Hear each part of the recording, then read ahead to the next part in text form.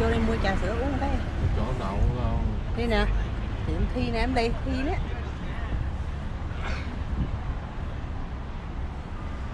Tiệm này mua trà sữa uống có lý nè, lạ lạ. Cái nè. Ồ. Khu này cũng đã đi nha, không có chỗ nào chỗ ăn không vô không nổi luôn. Đông kiểu này nhắn nhịn đi. Để mai ăn. Ồ nè, trà sữa đây nè. Milk tea ha. Dạ ok, hồi lại cho thánh con. Ô này.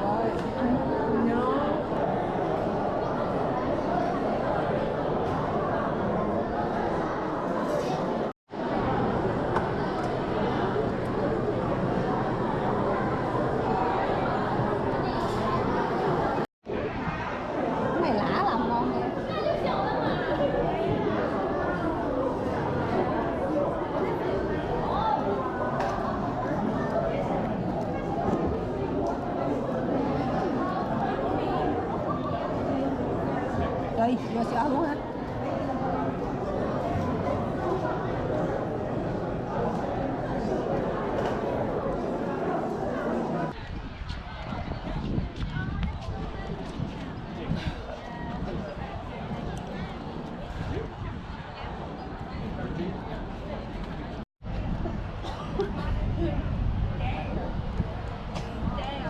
Cái ba lệnh vua ấy.